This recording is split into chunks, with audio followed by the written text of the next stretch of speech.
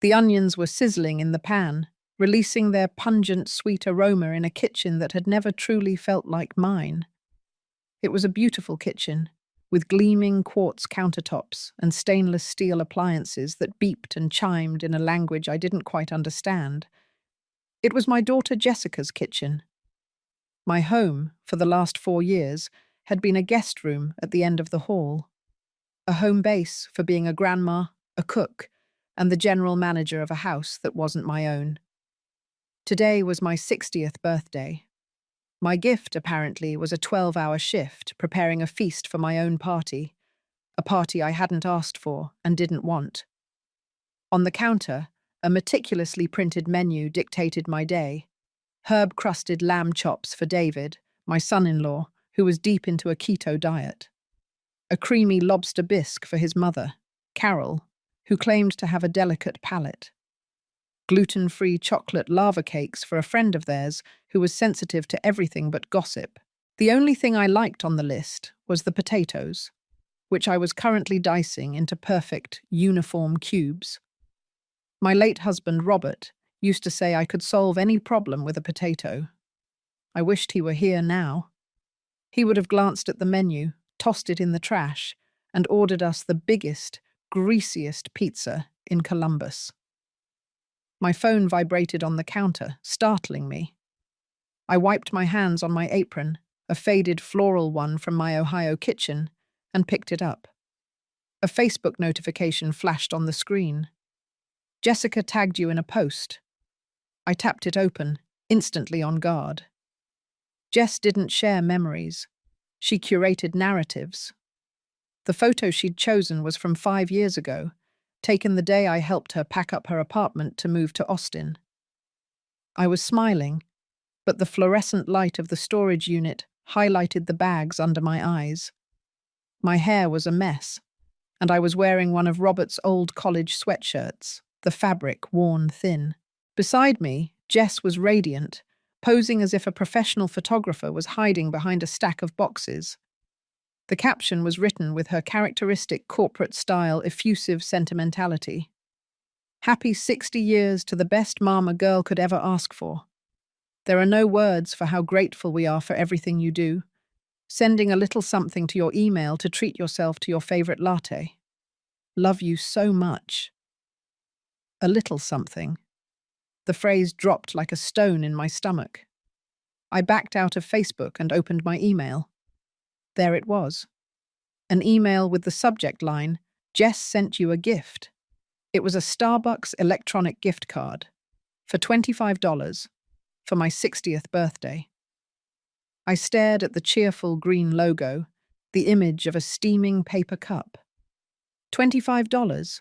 Enough for 4 or 5 of those fancy, sugary drinks Jess loved so much. It wasn't the amount. Not really. It was the sheer, breathtaking thoughtlessness. It was the kind of gift you give a coworker you barely know, or the mail carrier at Christmas. It was a 30-second transaction, a chore checked off a to-do list. Send Mum something for birthday. Done. My phone vibrated again. Another Facebook notification. A comment on Jess's post. I felt a sense of dread as I went back to the app. It was my sister, Sue, from my hometown. "Sue Flores, happy birthday, Caroline. You don't look a day over 40. What a sweet post, Jess." I managed a slight smile. Then I saw the notification that Jessica was typing a reply. My thumb hovered over the screen, a morbid curiosity forcing me to stay. The reply popped up. It wasn't a simple thanks.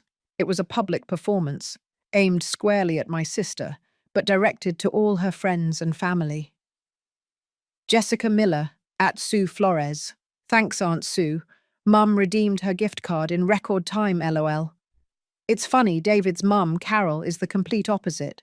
We tried to get her an all-expenses-paid first-class trip to Italy for her 60th last month, and she literally tried to tear up the tickets. Said her only gift was having her family healthy and happy. Different philosophies, I guess." The screen went blurry. My hand, still holding the phone, began to shake. different philosophies. The sizzle of the onions faded into a dull roar in my ears. The world narrowed down to that one cruel, careless comment. It wasn't a stab in the back. It was a scalpel, wielded with a surgeon's precision in a well-lit public operating room. All our relatives, my old friends from Ohio, my former colleagues from the school where I taught for 30 years, they would all see it. They would see me portrayed as the greedy, grasping mother, and Carol as the selfless matriarch. My mind, a loyal secretary that had spent its life filing slights and justifications, began pulling documents from its archives. I saw the email from 2 weeks ago, a notification from my bank. Automatic payment of $2,000 to Austin Moore Guy Corp has been processed. It was the contribution from my pension I sent every month to help them with their mortgage. Jess called it contributing. I saw yesterday's grocery receipt, crumpled in my purse. $327.54 from Whole Foods. Organic chicken, grass-fed beef, kale that cost more per pound than the pot roast I grew up on. Jess gave me $500 at the beginning of the month for groceries, and then acted like she was single-handedly funding a 5-star restaurant. "Don't forget to get that Norwegian salmon Carol likes," she'd say, as if it appeared out of thin air. I hadn't dared tell her the $500 rarely lasted past the second week. The rest came out of my pension. The money I was supposed to be saving for my old age. The most vivid file popped into view, crisp and painful. Carol's 60th birthday party last month. It wasn't a home-cooked meal I'd laboured over. It was a catered event at the Barton Craig Country Club. A string quartet played in the corner. Men in tuxedos served champagne. Jess and Carol wore matching designer dresses, a mother-daughter vision in silk. And I remembered the conversation that had taken place a month earlier, in this very kitchen. "Mum, we want to do something really special for Carol," Jess had said, winding a lock of her expensive balayage around her finger. "She's done so much for us." "What?" I wanted to scream. What had she done? In the 4 years I'd lived here, Carol had babysat her granddaughter exactly 3 times, each time for no more than 2 hours. Her way of helping was to show up with a box of designer cupcakes and take 100 photos for her Instagram before rushing off. I was the one who potty trained, who took the 2 in the morning temperature, who did the endless laundry and handled the parent-teacher meetings. "The thing is," Jess had continued, dropping her voice to a conspiratorial whisper, "we're a little tight on cash, but we saw your 10-year certificate of deposit just matured. If we could just borrow $50,000 just to give her the party she deserves, we'll pay you back. I swear." $50,000, a significant piece of my savings. The money Robert and I had scraped together, the safety net that was supposed to protect me from becoming a burden on my only child. I had looked at my daughter's pleading face, the same face that had looked up at me from her crib, and done what I always did. I said yes. I had transferred the money the next day. They never called it a loan again. They called it your contribution. At the party, I felt like a ghost. Dressed in my simple black dress, I stood by the appetizer table while Jess effusively toasted the most selfless, giving and understanding woman I know, my mother-in-law, Carol. I saw my granddaughter sitting on Carol's lap, calling her glamour. I had been introduced to one of David's colleagues not as Jess's mother, but as her nanny. I had corrected it gently, but the hurt had lingered all night. Redeemed in record time, LOL. My thumb slid over the screen, the movements stiff and robotic. I opened the Starbucks app. There it was, a balance of $25. I hadn't even consciously clicked the email link. My muscle memory had done it. The final piece of the puzzle snapped into place. It wasn't just thoughtlessness. It was a trap. Jess knew I would do it. She counted on it. She loaded the gun, handed it to me, and waited for me to pull the trigger on my own defamation. Something inside me, a taut spring I had been compressing for 60 years, finally broke. It didn't make a loud noise. It was a silent, clean snap. The part of me that excused Jess, that told me she was just stressed, that justified the thousands of tiny cuts, that part of me simply ceased to exist. I looked at the gleaming, impersonal kitchen, the potatoes half cubed, the expensive lamb marinating in a glass dish. This wasn't my life. I was a guest star in my daughter's production, and my role had just been downgraded to convenient villain. With a calm that felt utterly foreign, I turned off the stove. The sizzle of the onions stopped. In the sudden silence, I could hear my own breathing. I untied my apron, folded it carefully, and laid it on the counter. I walked into my room, the guest suite, and pulled my small carry-on suitcase from the closet. I didn't pack much.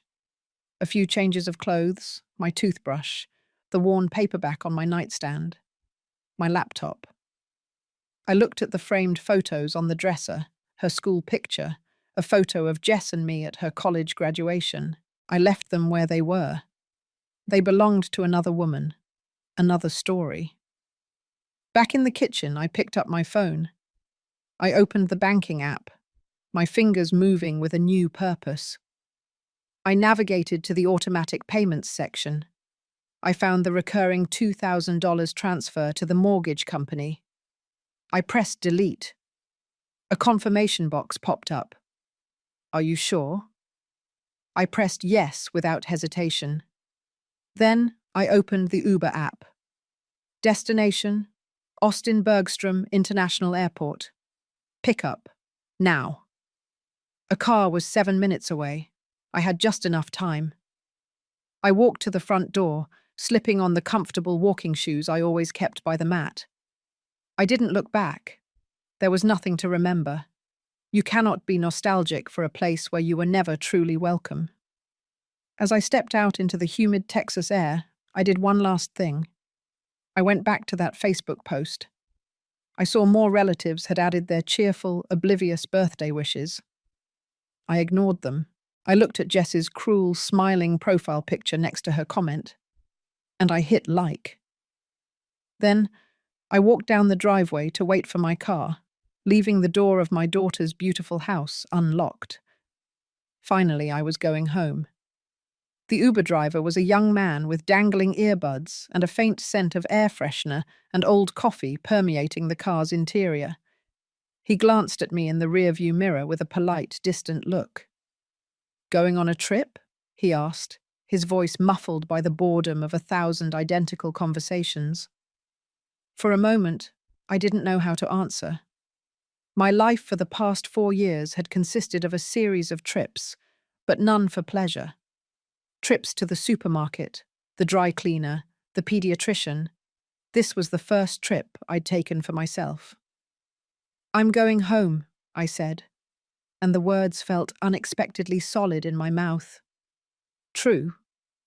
He nodded, tapping the steering wheel to a beat only he could hear.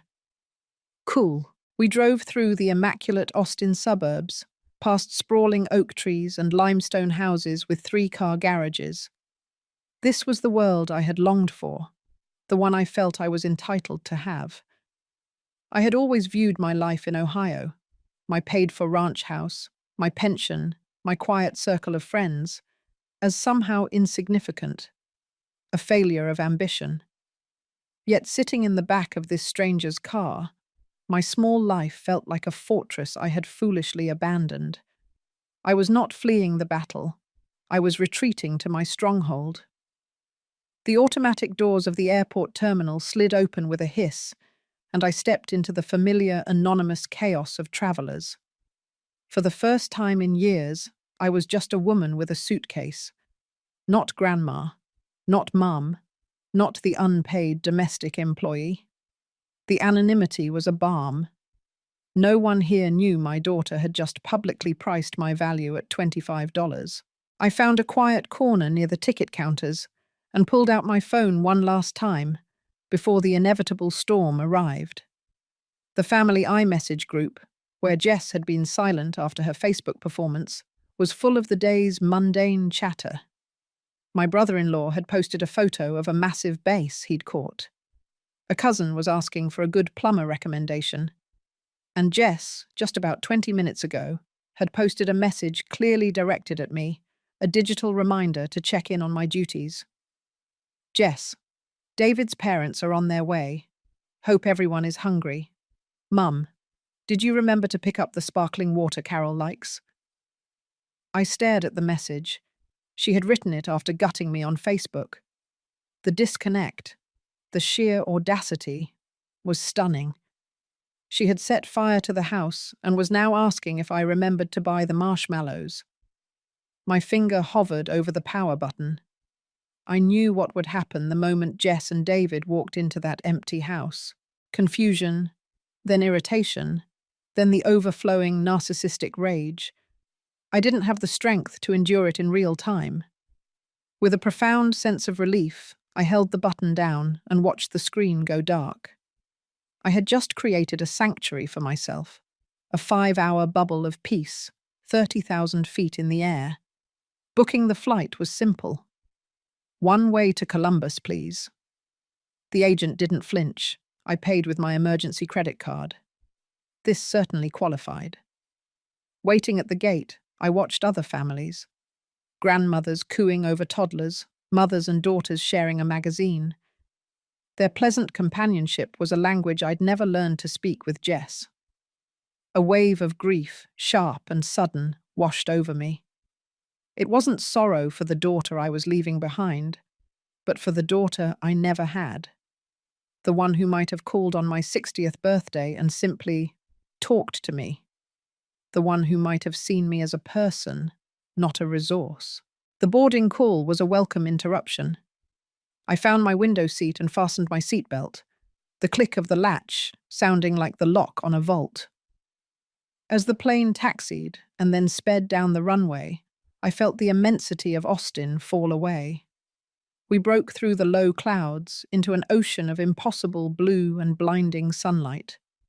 Up here, above the fray, everything was clear. I ordered a ginger ale and a bag of pretzels. I read a few pages of my book. I watched the patchwork quilt of the country slide beneath my feet. For 3 hours, no one needed anything from me. There were no meals to cook, no spills to clean, no egos to appease. The silence wasn't empty. It was full. It was the sound of my own thoughts, returning to me like long-lost friends. We landed in Columbus shortly after 9 at night. The air that greeted me stepping off the jetway was different, cooler, softer, with a hint of damp earth. It smelled like home. I took a taxi to my quiet street, the one I had inhabited for 35 years. The driver dropped me off, and I stood on the sidewalk for a moment, looking at my house. It was dark, of course, and a little rough around the edges. The rose bushes needed pruning, but it was mine. The oak tree Robert and I had planted in the front yard when Jess was a baby now towered over the roof, its branches like welcoming arms. Inside, the air was stale and thick with dust, but a familiar stillness reigned. I dropped my suitcase in the entryway and walked through the silent rooms, my hand brushing the dusty surfaces of my own furniture. My books. Robert's favourite armchair. The faint scratches in the hardwood floor where Jess had dragged a chair as a toddler. This house held my history, and in it I felt found again. I brewed a pot of tea in my kitchen, using my favourite mug. I sat at the table, not as a servant, but as the owner of the house. After a long while, I knew I couldn't put it off any longer. I took a deep breath, plugged the phone into the charger, and powered it on. It was like activating a bomb. The phone didn't just vibrate, it convulsed in my hand, buzzing and chiming violently for almost a minute straight, as the backlog of notifications flooded in. 97 missed calls. Jess, 88. David, 5. Sue, 4. 152 new text messages, 4 voicemails, 72 Facebook notifications. I opened the texts first, scrolling back to the beginning of the avalanche. Jess, at 7 o'clock and 5 minutes. Mum, where are you? David's parents are here. Jess, at 7 o'clock and 6 minutes. This isn't funny. Are you in the bathroom? Jess, at 7 o'clock and 15 minutes. Okay, I am totally freaking out. Your car is still here. Where the hell did you go? You left the stove on. A lie. I had obviously turned it off. Jess, at 7 o'clock and 30 minutes. Answer the phone. Everyone is looking at me. Carol had to order takeout. Do you know how embarrassing this is? David, at 7 o'clock and 45 minutes. Caroline, whatever this is, you've made your point. You're putting Jess in a terrible spot in front of my whole family. Please come back and we can talk about this like adults. Jess, at 8 o'clock and 10 minutes. We couldn't find you, so we had to ask the Davidsons next door. We checked the security cameras and saw you getting into a car with a suitcase. You went to the airport, didn't you? Mum, are you insane? Jess, at 9 o'clock and 1 minute. How could you do this to me on your own birthday? You are the most selfish, manipulative person I have ever met. You have ruined everything. The messages continued in that vein, a cascade of narcissistic rage and weaponized guilt.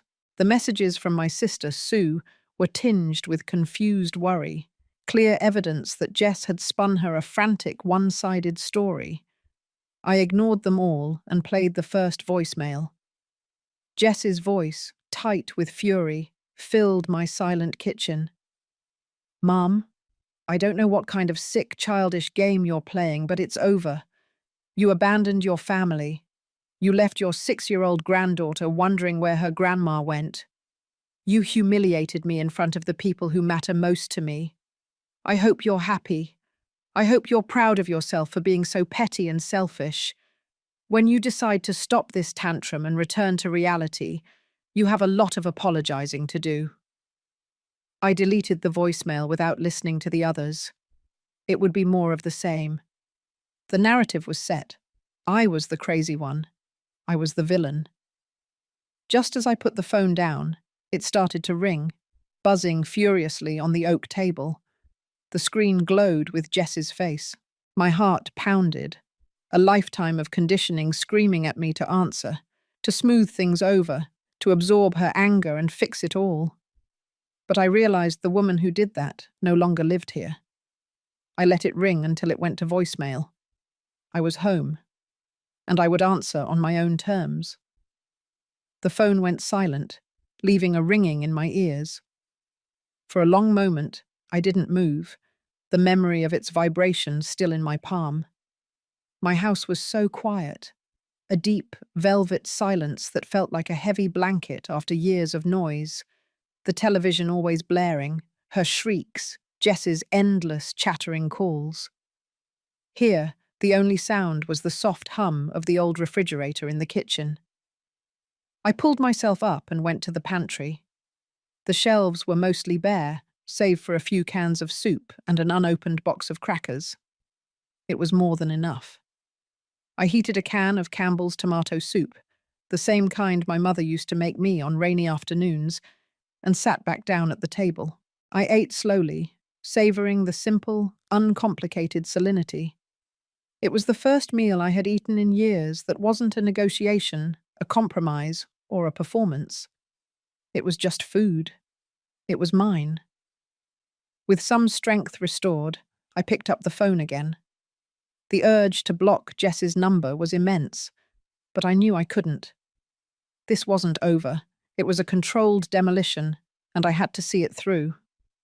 I decided to check Facebook to see the extent of the damage to my reputation. It was worse than I could have imagined.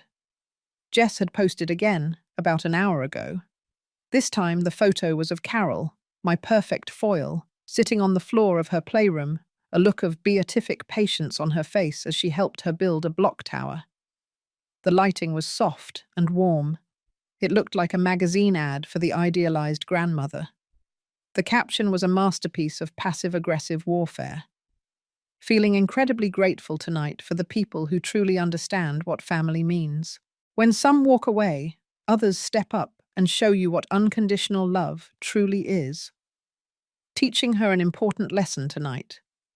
Real family doesn't abandon you when things get tough. Real family is your rock. Thank you, Carol, for being our rock. Always. She had tagged Carol, David, and a dozen other relatives. The comments were already pouring in. Carol, you are a saint. So sorry you're dealing with a difficult time, Jess. Sending you so much love. That's what real grandmas do. She is so lucky to have you. A few people, mostly my friends, had posted confused questions. Is everything okay with Caroline? But their comments were ignored, buried under an avalanche of praise for Saint Carol the Saviour. I read the words, and I didn't feel the sharp sting of tears I expected. I felt nothing. It was like looking at the medical history of a stranger. The diagnosis was clear. The connection between my daughter and me wasn't just broken, it was infected. The only solution was amputation. This post was my permission. It freed me from any lingering guilt, any unfounded sense of maternal obligation. It wasn't a cry for help from a stressed daughter. It was an act of calculated malice. It was Jess, standing on my reputation with a shovel, burying it in plain sight. My finger, now steady, tapped her contact icon. I pressed call. She answered on the first ring, her voice not reflecting anger, but a cold, condescending disappointment. It was the same voice she used on her when she acted out in public. Well, look who decided to call back, she said. I hope you've had time to think about what you've done. I walked into my living room and sank into Robert's old armchair, the worn leather sighing under my weight. I was on my own turf. I'm in Columbus, Jessica, I said. My voice was level, devoid of the emotion she expected. I'm home now.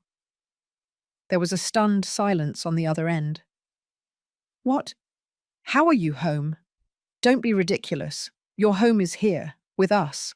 No, I said simply. My house is in Ohio. I've been living at your house, but I was never home.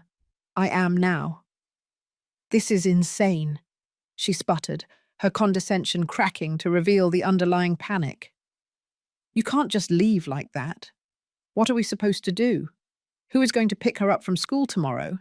I have a 3 o'clock meeting I can't miss. That sounds like a problem either you or her father will have to solve, I said. Or maybe Carol can step back in. She seems to be enjoying her new role as the family rock. Ah, so this is about Carol, she shrieked, her voice rising. I knew it. You've always been jealous of her, of my relationship with her. It's not about Carol, I said, my voice dangerously low. It's about a $25 gift card. It's about being called greedy in front of my entire family. It's about you using all of my savings to throw your mother-in-law a party and then publicly humiliating me on my own birthday. Oh my God, it was a joke, she yelled. A joke? You are so sensitive. And we were going to pay you back. When, Jess? I asked. When were you going to pay it back? Before or after you sold my house to fund your kitchen remodel? The silence on the line was absolute. I had hit the mark. She didn't know I knew about that plan. A plan I had overheard her discussing on the phone with David when they thought I was asleep. She recovered and shifted tactics. Her voice softened, growing wet with manufactured tears. Mom, I don't understand why you're doing this. We need you. I need you. Don't you care that your daughter is hurting? The old Caroline would have crumbled.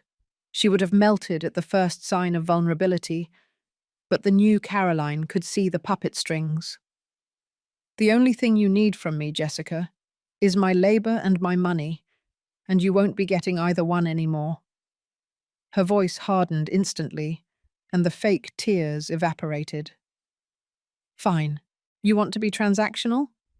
Let's be transactional then. You completely ruined your own birthday party. You left me with a house full of guests and no food. Carol had to save the day and order catering from La Traviata. It was incredibly expensive. The bill was $850. I almost laughed. Her sheer, unadulterated gall was a work of art. She paid for it because she's a truly generous person, Jess continued, her voice firmer. But it's not right that she should be out money because of your little tantrum. We discussed it, and you owe her that money. Send it to me through Zelle, and I'll make sure she gets it. I leaned my head back against the worn leather of the chair. I stared at a crack in the ceiling plaster, a line that looked like a river on a map, a river running away. I felt a deep peace wash over me. She had finally given me the gift I had been waiting for, the gift of absolute certainty. No, I said. What do you mean, no? She demanded. You have to pay it back. It's your fault. That's an interesting perspective, I said, my voice as calm as a frozen lake. But I'm a little busy with another transaction right now. Let's discuss the $50,000 I loaned you for Carol's country club party and European cruise. We were going to pay you back, she repeated, her voice high-pitched. Good, I said. I'm happy to hear that. The deadline is 72 hours. What? I want my $50,000 back, I said, articulating each word with perfect clarity. You have 72 hours to wire the full amount to my checking account. I trust you still have the details. Impossible. We don't have that money lying around, she shrieked. Then I suggest you get creative, I said. You could ask your rock, or you could simply figure it out. You're a resourceful woman, Jessica. We can talk about the $850 for catering after my $50,000 is safely in my bank account. Not before. This is blackmail. You can't do this. Yes, I can, I said. And I am. Your 72 hours started the moment I said it. Have a good night, Jessica. And before she could scream, cry, or argue, I hung up. I blocked her number. Then I blocked David's. I sat in the silent, dusty dark of my house, a silence broken only by the hum of the refrigerator. For the first time in a very long time, I was in control, and I felt like I was breathing again. The first morning back in my own house was a revelation. I didn't wake up to the jarring 6 o'clock alarm, timed for her school preparations, but to the soft, grey light of dawn filtering through the dusty panes of my bedroom window. For a full minute, I just lay there, listening. There was no television buzzing with morning traffic, no clatter of a cereal bowl, no insistent little voice calling Grandma. There was only the rustle of autumn leaves sliding across the roof and the distant coo of a mourning dove. It was the sound of peace. I brewed a pot of coffee, a dark, strong roast I had always called my own, and drank it sitting in Robert's chair, gazing at my neglected backyard. I spent the day engrossed in the simple, profound act of reclaiming my life. I threw open the windows, letting the crisp October air dissipate the stale smell of disuse. I wiped down surfaces where the faint outlines of picture frames and trinkets I had packed away, thinking I would never need them again, were visible. At the grocery store, I bought food just for me. A small, perfect ribeye steak, a carton of whole milk for coffee, a chunk of sharp cheddar cheese, a bottle of red wine that cost more than $12. It felt decadent, almost illicit. For 4 years, every food purchase had been filtered through Jess's family. Is it organic? Is it gluten-free? Will David eat this? Will she turn up her nose? Today, the only question was, do I want this? The answer, over and over, was yes. The silence of my phone was a constant, welcome presence. By blocking Jess and David, I had severed the main artery of my anxiety. But I knew I couldn't live in isolation. There were other relatives, people caught in the crossfire of Jess's narrative. My sister, Sue, was chief among them. I needed to tell her the truth, or at least my version of it. I called her that afternoon, a knot in my stomach. She answered right away. "Caroline." "Oh, thank God. Are you okay?" "Jess has been beside herself. She said you just vanished, left a note and disappeared." "There was no note, Sue," I said calmly, sinking into a kitchen chair. "And I didn't disappear. I came home." "But why? Jess said you had a nervous breakdown. She's worried you're not—" Well, the manipulation had already taken root. I breathed slowly, leveling myself. "Let me ask you something, Sue. What did David get you for your 60th birthday?" "What?" "He took me to that new Italian restaurant downtown. It was lovely. What does that have to do with anything?" "That sounds wonderful," I said, my voice even. "For my 60th birthday, Jess got me a $25 Starbucks card. And after I accepted it, she went on Facebook and told my entire family I was greedy and that her mother-in-law was a much better person because she would have rejected such a gift." Silence. I could hear the faint sound of her television on her end of the line. She did what?" Sue finally sputtered. "And that was after," I continued, my voice gaining strength with every word. "I had loaned her and David $50,000 from my retirement savings to pay for Carol's lavish birthday party last month. So no, I didn't have a nervous breakdown. I had a moment of clarity. I'm not going back." The silence that followed was different. It was the sound of gears turning, of a narrative being forcibly rearranged. 50,000? Sue whispered. "Oh, Caroline. She never mentioned that." "She wouldn't," I said. "I'm sorry you were pulled into this, but I needed you to hear it from me." I'm so sorry, Caroline," she said, and for the first time, she sounded like my sister again. "I had no idea." We talked for another hour, and for the first time in years, I felt the comforting warmth of an ally.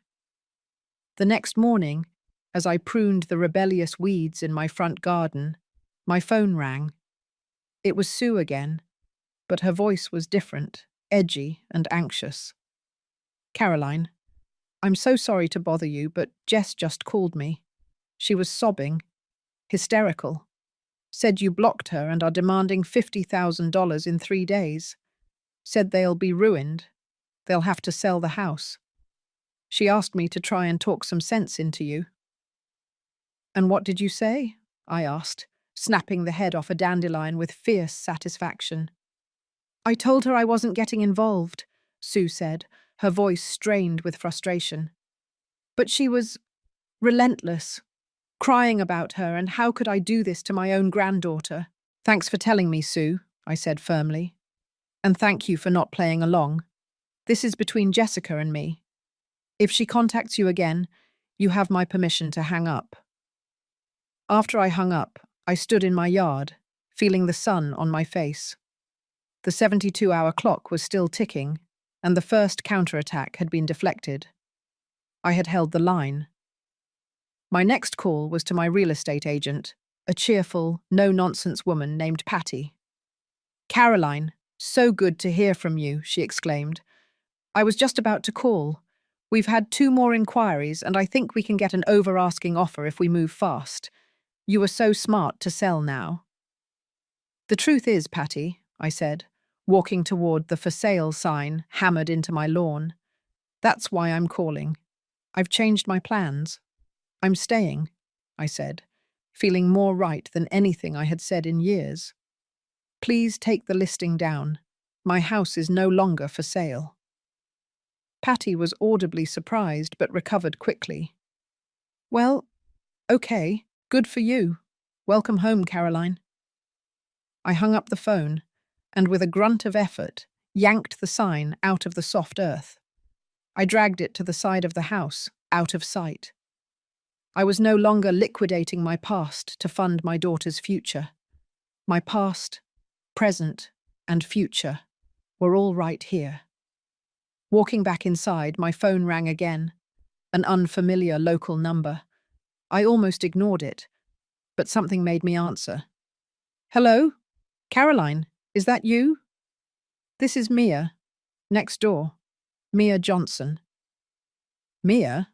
Of course. How are you? I said, picturing the kind ornithologist woman who had been my neighbor for 2 decades. I'm fine, dear.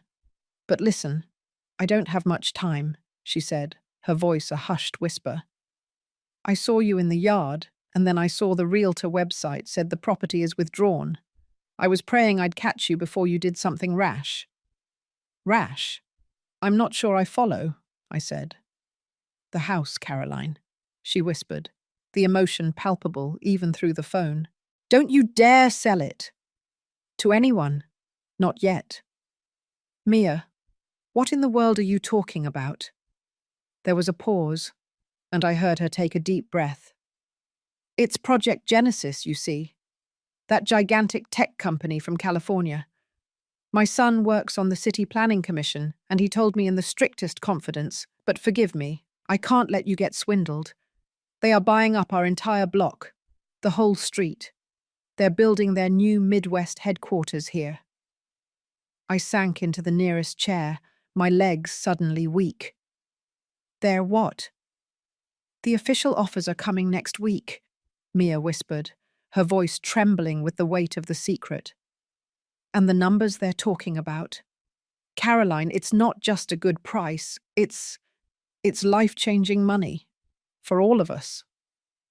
I ended the call with Mia, my hand still gripping the receiver. The kitchen fell silent again, but this time it wasn't a gentle quiet. It was the electric hum of a world being upended. I looked at the familiar crack in the ceiling, the worn linoleum on the floor, the sturdy oak table where I had graded 1,000 papers and helped with 100 homework assignments. This wasn't just my house. It was a winning lottery ticket. It was my future. A dizzy, hysterical laugh bubbled up from my chest. The irony was almost too perfect to be real. For months, I had been prepared to sacrifice this place, my only asset, for my daughter's ambition. I was going to sell my history for a fraction of its worth to help a child who valued me at $25. And just when I decided to save myself, the universe decided to reward me with a fortune. The next 3 days passed in a strange, almost dreamlike state. The 72-hour deadline I had given Jessica loomed, a silent clock ticking in my mind. But the terror and anxiety I had felt earlier were gone, replaced by a crystal-clear calm. The $50,000 was no longer a desperate plea. It was a boundary. I knew she wouldn't pay it. The money was never a loan. It was an acquisition. And my daughter didn't willingly give up her acquisitions. I spent the time nesting in my home, not preparing for a long winter, but for a new life. I bought new sheets for my bed. I hauled Robert's old records out of the attic and put them on the dusty turntable. The crackle of vinyl filled the house with the ghosts of happier times. I bought a bottle of expensive oil paint, a hobby I gave up when Jess was a toddler, and set up a canvas by the guest room window. With every small act of self-reclamation, I felt the meek, compliant woman I had been for 60 years shed away like dead skin. On the 3rd day, at 5 o'clock in the afternoon, the deadline passed. Predictably, I received no email notification from my bank, no frantic call from my sister saying the money was on its way. There was only silence. It was the ultimate confirmation I needed. The debt wasn't just financial. It was moral, and she had defaulted on both. I was in the garden patch, pulling the last tomatoes of the season from their vines, when the next attack arrived. It was more cunning and far crueler than I had anticipated. My phone rang, displaying an Austin local area code I didn't recognize. I answered, wary. Hello, may I speak with Caroline Miller? a woman's voice asked. It was professional and edged with concern. "This is she," I said. "Ms. Miller, this is the main office at Crestview Elementary School. We're calling because your granddaughter is still in the office. School let out over an hour ago. We've been trying to reach her parents, Jessica and David," the woman continued, the blood running cold in my veins. "But neither of them is answering their phones. You are listed as a primary emergency contact, so we were hoping you could come pick her up. She's the last one here, and she's quite upset." The trap was brilliant. It was a direct hit on my most vulnerable part, the love for my granddaughter. The old Caroline would have been consumed with guilt and panic. She would have apologized profusely and desperately started calling anyone in Austin who could help, resuming her role as the family problem solver. But the old Caroline was gone. I could see the play with total clarity. Jess and David weren't answering their phones because they had chosen not to. It was their way of bypassing my blocked number, of forcing my hand, of using their own child as a human battering ram to tear down the boundary I had set. "Thank you for calling," I said, my voice steady, though it took an immense effort to keep it so. I pictured her little tear-stained face, and my heart ached. "I am her grandmother, but I need you to note in your records, I am currently in Ohio, where I permanently reside." "Oh," the secretary said, visibly thrown. "Right, I see. So you can't pick her up?" "Correct," I said, the words feeling like ice in my mouth. "I am no longer their local emergency contact. You will need to continue trying to reach her parents. That is their responsibility. You should also advise them to update their emergency contact forms immediately." I hung up before the woman could respond. My heart was pounding, and a wave of nausea swept over me. It was an atrocious thing to leave a child in limbo, but I knew with chilling certainty that she was in no real danger. Her parents would show up at the last second, feigning a dead battery or a missed call, and play the heroes. The whole drama was staged for a single audience, me, and I refused to play my part. An hour later, as I foresaw, an email arrived in my inbox. The subject line was a single furious word: "How?" The email itself was a torrent of unrestrained anger from Jessica. "How could you do that? How could you abandon your own granddaughter? She was hysterical, alone, and terrified at school for 2 hours because her grandmother, the one person she's been able to count on, decided to be a vindictive, selfish monster. David and I were in a critical meeting and our phones were off. The one time we needed you, the one time we counted on you as an emergency contact, you did this. Do you have any idea the damage you've caused?" She cried the whole way home, asking why Grandma hated her. "I hope you're satisfied. I hope destroying your family was worth it." I read the email twice. The lies were so blatant, so bold. Critical meeting. Phones were off. It was a work of fiction, and poorly written at that. I didn't feel rage. I didn't feel guilt. I felt a deep, purifying sense of finality. She had shown me her entire hand. She was willing to emotionally traumatize her own child to score a point against me. There was nothing left to salvage. I opened a reply. My fingers were steady on the keyboard. I typed a message that was cold, clean, and irreversible. Subject: How? "Jessica, your failure to retrieve your child from school is your responsibility alone. Using her as a tool to manipulate me is both transparent and unacceptable. The 72-hour deadline for the return of my $50,000 has now passed without payment. This demonstrates your refusal to honor your debt. Do not contact me again. All future communication on this matter will be handled by my attorney. He will be in touch shortly. Caroline." I pressed send, not rereading it. Then I opened a new browser tab and searched for Best Financial Litigation Attorneys, Columbus, Ohio. A list of names and smiling, confident faces appeared on the screen.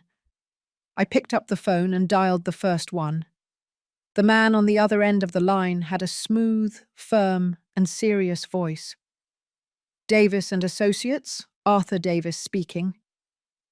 Mr. Davis, I said, my voice still faint in comparison. My name is Caroline Miller. I was referred by the Columbus Bar Association website. I need to retain an attorney regarding a personal loan that has defaulted. There was a brief pause. I understand, Ms. Miller.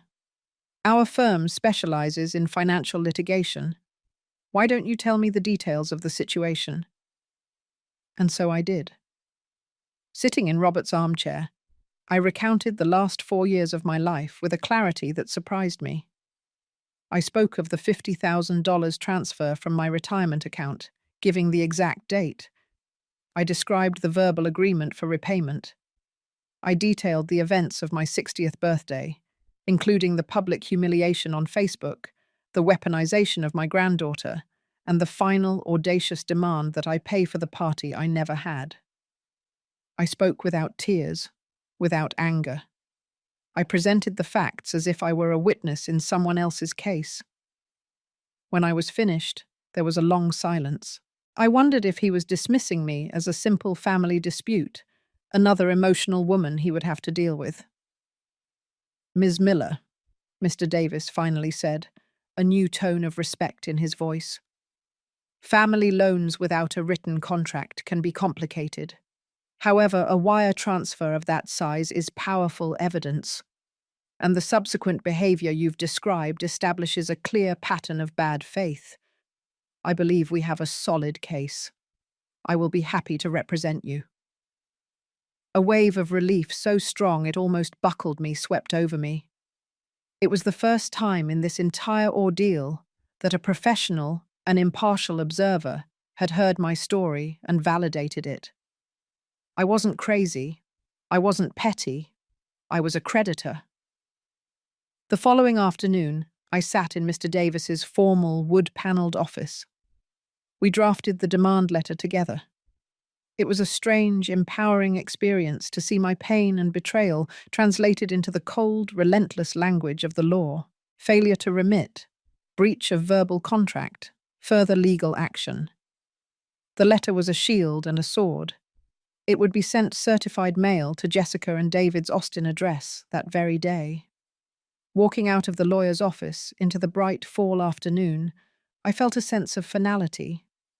The last bridge to the woman I used to be, the woman who would have absorbed this loss, swallowed this pain, and eventually forgiven, was now a pile of ash. The next week passed in a state of suspended animation. I was waiting for two things: a response to the lawyer's letter and the arrival of the Project Genesis offer. I started painting again, setting up my easel in the guest room. I found my hands remembered the feel of the brushes, the smell of turpentine. I painted my backyard, the gnarled branches of the old oak tree, the defiant last roses of the season. I was bringing my life back into focus. On Tuesday, exactly 1 week after Mia's call, a courier van pulled up to my curb. A young woman delivered a stiff, enormous envelope with the sleek, minimalist Project Genesis logo in the corner. My hands were shaking as I took it in. I placed it on the kitchen table, staring at my name and address written in crisp, black type. This was the moment. For a second, I was afraid to open it. What if Mia was wrong? What if it was a standard, low-ball offer? I took a deep breath, slid a butter knife under the flap, and broke the seal. Inside was a thick sheaf of documents, bound in a heavy blue folder. The cover letter was on top. I scanned the corporate jargon: urban revitalization, community collaboration, an exciting new chapter for Columbus, my eyes searching for the only thing that mattered. And then I saw it. A number at the bottom of the page, under the heading Offer to Purchase. It was so large my brain couldn't quite process it at first. The number of zeros seemed endless. I read it once, then twice. I took off my reading glasses, wiped them on my shirt, and put them back on. The number was still the same. $1,250,000. I collapsed into the kitchen chair, the letter clutched in my hand. My vision blurred, and the tears I had refused to shed over my daughter now flowed in a warm, silent torrent. They weren't tears of sadness or anger. They were tears of shock, of vindication, of an incomprehensible, stunning relief. It was the sound of a cage door, one I hadn't even known I was in, quietly swinging open. It was more money than I had ever dreamed of. It wasn't just a safety net. It was a fortress. It was freedom. It was a new life, delivered in a blue folder. Later that night, an email arrived from Jessica. The lawyer's letter had clearly found its David. The anger was gone, replaced by a pleading, manipulative tone that was somehow even more insulting. Subject: "You are destroying us." "Mum, we got a letter from a lawyer." "A lawyer? I cannot believe you would do this to your own family. This is a private matter. Why are you bringing strangers into this? Are you trying to make us homeless? To ruin us?" "She would have to change schools. We would lose everything we've worked for. Is that what you want? To see your only daughter destitute? After everything we've been through, I can't believe you're like this. You're not like this. Please call your attorney and let's talk." I stared at the email. The guilt would have shredded me. But the woman sitting at the kitchen table with $1 million offer in a folder beside her was immune. I did not reply. I simply clicked forward, addressed it to davies@daviesla.com, and pressed send. Then I moved Jessica's email from my inbox to the trash and went back to my painting. There was nothing more to be said. My past was now in the hands of my lawyer. My future was mine. The next morning, I had a scheduled call with Mr. Davis. It was quick and efficient. "Good morning, Caroline," he started. "I received the email you forwarded from your daughter. It's a classic emotional appeal, designed to guilt you into backing off your legal position. It's a sign of weakness, not strength. My advice is to continue ignoring all direct communication." "That's the plan," I said, stirring my coffee. "Good. Now, we need to discuss next steps. Litigation can be a lengthy process. I need to ensure you have the resources to see it through if they decide to obstruct us." I took a sip of my coffee, a small, hidden smile playing on my lips. "Mr. Davis," I said, "I believe my financial situation has become much less precarious. I received an offer on my property yesterday." "Oh, yes?" he asked, his professional interest piqued. "From a private buyer?" "From Project Genesis," I replied. "They are buying the entire block for a new campus. The offer is $1,250,000. The silence on the other end of the line was profound. I could almost hear his sharp legal mind spinning. When he spoke again, the entire tenor of the conversation had changed. The cautious, pragmatic lawyer was gone, replaced by a confident strategist. "Caroline," he said slowly, "this changes everything. You are in a position of immense power. We are no longer just trying to recoup a debt. We are going to ensure it is paid. With your permission, I'd like to take a more assertive approach." "I'm listening," I said. "Given their refusal to cooperate," he explained, "I will immediately file a lien against their Austin property for the full amount of $50,000, plus interest and legal fees. This lien will be attached to their deed. They won't be able to sell, refinance, or take out a home equity loan without settling the debt with you first.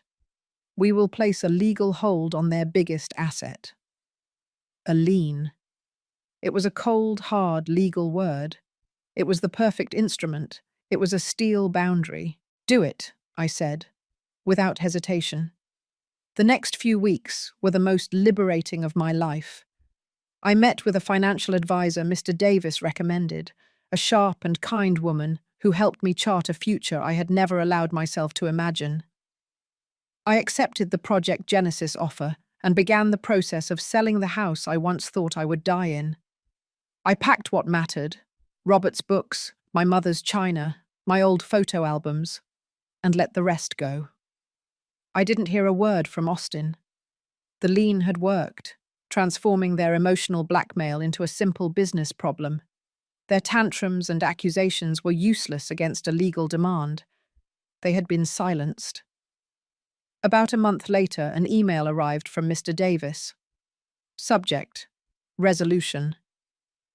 Dear Caroline, I am writing to inform you that I was contacted this morning by an attorney representing Jessica and David Miller. After reviewing their options, my clients have elected to settle the lien on their property. A wire transfer in the amount of $54,780, representing the original loan, accrued interest, and all legal fees, was credited to your account at 10 o'clock and 15 minutes a.m. this morning. The matter is now closed. Sincerely, Arthur Davis. I read the email and opened my banking app. There it was.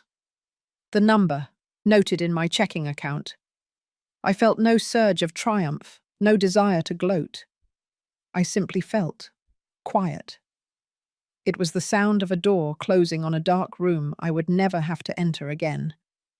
The debt was settled. The story was over.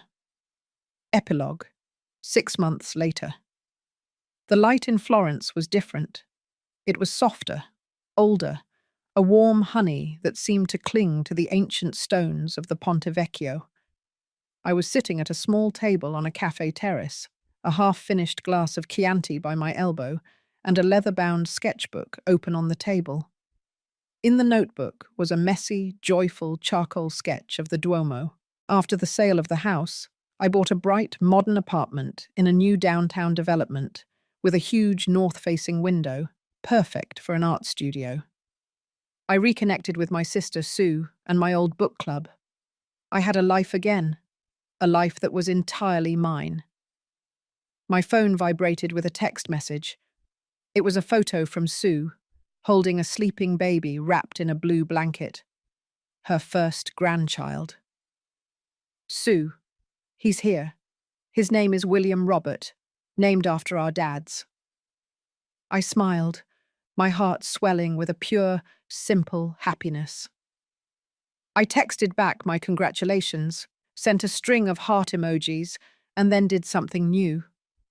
I put the phone away in my purse. Years ago, I would have felt a pang of jealousy, sorrow for the grandmother-granddaughter relationship I had lost.